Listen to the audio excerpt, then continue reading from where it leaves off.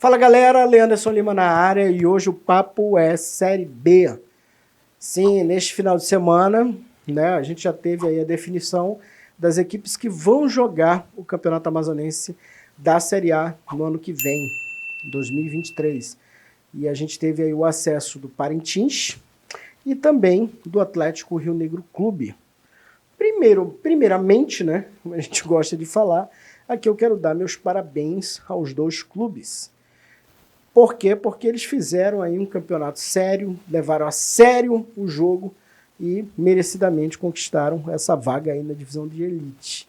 Chocante, né? O que a gente tem que elogiar por as equipes terem feito aquilo que a gente espera que elas façam. Mas este é o nosso país, senhores. Né? É o nosso país. O que a gente tem que elogiar quando alguém, por exemplo, acha um dinheiro na rua e devolve esse dinheiro. Nossa, parabéns para a pessoa. Isso deveria ser obrigação. O dinheiro não é seu, você achou, é de alguém, vai atrás de quem é. Mas não, cara, a gente tem uma sociedade totalmente virada do avesso, onde fazer o certo não é regra. Pelo contrário, é exceção. E eu falo isso, né, sobre essa questão de levar a sério, porque quem é atento aí no Campeonato Amazonense sabe que este ano aí foi revelado um esquema aí de manipulação de resultados e foi denunciado aí pelo repórter DJ, competentíssimo DJ, que mostrou ali o negócio nos seus pormenores, mostrou toda a situação e, cara, a gente viu aí aquilo, viu materializar aquilo que todo mundo falava a boca pequena nos bastidores, porque sempre teve uns jogos assim meio estranhos, sabe, umas entregadas assim que você via que não eram do jogo, não era de futebol. Às vezes a gente que acompanha, por exemplo, torneio amador, a gente sabe que o cara entra com a faca entre os dentes e aí a gente olhava às vezes algumas jogadas assim mais esquisitas e dizia, esse cara aqui não tá a fim de jogar. Tá entregando, só pode. Uma coisa assim bem esquisita. Então, esse campeonato, obviamente, fica manchado. Eu vou falar um pouco mais sobre essa mancha, depois mais, porque agora eu quero voltar primeiro para falar aqui dos dois, né, para o Rio Negro e Parintins, que são equipes que têm perfis bem diferentes. O Parintins, ele parece, né, pelo menos parece, que ele segue na linhagem ali dessas equipes que estão surgindo agora no futebol amazonense, né? O exemplo do Manauara, que ganhou a última Série B, que subiu. A gente tem também o próprio Amazonas, que esse ano aí conseguiu acessar o Campeonato Brasileiro da Série C, teve um acesso no primeiro ano de disputa no Campeonato Brasileiro da Série D. E o próprio Manaus, que agora já vai fazer 10 anos de existência, não é assim mais tão novinho. Então parece que o Parintins aí vem nessa mesma linhagem. O que eu penso sobre essas novas equipes? Até tem um vídeo gravado sobre isso aqui. Eu acho que quando elas realmente vêm com um trabalho sério, são sempre muito bem-vindas, porque elas trazem um frescor ao futebol, mas trazem também resultados, isso é muito importante, né? Porque nem só de brisa vive o negócio, né? Preciso ter equipes que realmente entrem e consigam fazer a coisa acontecer, e essas novas equipes têm conseguido fazer isso com muito primor. Claro que ainda é o início do Parintins, a gente está começando a ver realmente a equipe, mas a gente vai ver se ela consolida, se ela emplaca mesmo nos próximos anos, assim como aconteceu com os outros, né? Também surgiram assim e foram galgando ali devagarzinho, outros nem tão devagar assim, o seu caminho. E aí a gente tem o Atlético Rio Negro Clube, que ele vem de uma outra linhagem, ele é de uma outra espécie. E aí, para o Rio Negro, né, você dá um elogio por ter conseguido subir de divisão, sim, evidentemente, mas é aquele elogio que vai até a página 2, porque na verdade você tem que pegar a orelha do Rio Negro, torcer assim, levantar e dizer, olha, crie vergonha na sua cara que o seu lugar não é disputando a segunda divisão. Você é grande demais para isso, você tem uma história enorme, você é o segundo time com mais títulos de campeonato amazonense.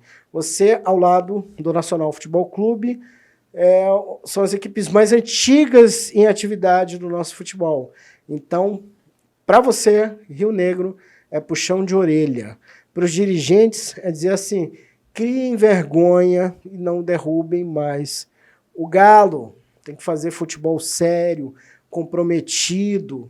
E nesse aspecto, aí, dou os parabéns aí para a presidência do Galo, né, na pessoa do Jefferson Oliveira, que assumiu as rédeas aí da coisa, não deixou o futebol na mão de aventureiros, como ficou no ano passado, né, o departamento foi terceirizado, e foi aquela cagada homérica com direito a jogador, ao clube ser punido por escalar jogadores em condição de irregularidade, que é uma coisa assim, é o suprassumo do amadorismo, um vexame realmente entre os tantos vexames que o Atlético Rio Negro teve que passar nos últimos anos, né?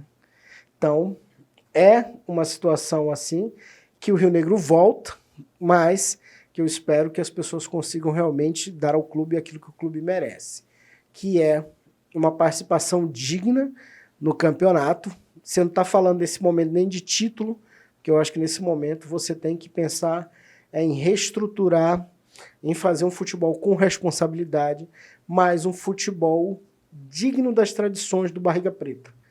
Porque quando essa camisa está em campo, é isso que a gente espera.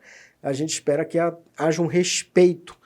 E esse respeito, eu acho que tem que ser, essa situação de respeito tem que ser estendida ali para demais equipes, como o próprio São Raimundo, que virou ali quase um concorrente, está virando um concorrente do Rio Negro nessa história de estar sendo rebaixado, volta e meia, entendeu? Então, assim, você não pode se acomodar, se acostumar com esse tipo de situação. O torcedor não pode se acostumar com esse tipo de situação. Ah, tem muita dívida? Tem. Esses clubes centenários têm dívidas históricas, milionárias, etc. e tal. Mas aí vai o quê? Vai a responsabilidade de quem está assumindo o barco. Se você tem um cara que diz assim, quero ser presidente desse clube, você sabe como a situação está. Você tem que trabalhar, precaucionar dívidas. No caso do Rio Negro ali, eu sempre vejo a galera se virando nos 30 ali para tentar evitar que a sede vá a leilão, paga uma coisa aqui, paga outra ali, e é sempre desse jeito. Mas é aquela coisa, quem entra nessa, tá na chuva para se molhar. Então quem entra para assumir esse tipo de compromisso tem que estar ciente de que a coisa vai ser difícil mesmo. Mas não é impossível, né? A gente viu outras equipes aí conseguir fazer uma verdadeira reengenharia financeira e hoje conseguiram achar aí seus caminhos, o caminho da vitória, né? Que é o mais difícil. Só se faz isso com um bom planejamento, austeridade, né? E deixando, como diz, tirando o nome do vermelho, né? Porque se você só deve, se você só deixa tudo pendurado, aí com certeza não vão te dar muita credibilidade. Então é o caminho que essas equipes tradicionais precisam fazer para realmente reestruturar, arrumar a sua própria vida. Bom, e agora voltando agora sobre a questão da mancha, que eu falei para vocês que eu ia falar sobre isso, né? Sim, fica uma mancha pelo que aconteceu, nesse caso de manipulação de resultado. Espero aí que a justiça seja célere para julgar logo esse caso, para que se tenha uma investigação realmente séria e que eu acho que tem que servir de lição também para a Federação Amazonense ficar mais de olho nessas equipes. A gente não pode colocar qualquer equipe, tem que ter critérios ali muito bem definidos. E quando eu falo isso, eu não falo... É claro que você tem que ter todo um trabalho ali em cima, tem que ter toda uma questão mesmo de lei, de tudo ser respeitado, como eu disse no início do vídeo, né? Tudo tem que ser feito como tem que ser, da forma correta, da forma certa. E a federação, hoje, infelizmente, a gente tem um vácuo na federação, a gente tem aí essa situação que não sabe quem é que vai presidir a entidade a partir do próximo ano. A gente tem ali o Rosenha, que já teve uma eleição, foi eleito, mas aí estão brigando na justiça, o próprio Mitoso contesta essa eleição, o Mitoso, presidente do Manaus Futebol Clube. Então a gente ainda vai ter cenas dos próximos capítulos, mas independente de quem for assumir a presidência da FAF, a gente precisa ver que tem que acabar esse vácuo de poder, porque a última vez que a gente teve um presidente realmente, de fato, com prestígio e de fato com poder, Esse cara se chamava Flaviano Limonge, e ele já nos deixou faz muito tempo. Então, para a federação, para o futebol voltar a ter alguma credibilidade, né, precisa realmente ter essa transformação. É isso aí, galera. Eu vou ficando por aqui. Mais uma vez, parabéns ao Rio Negro e parabéns ao Parintins.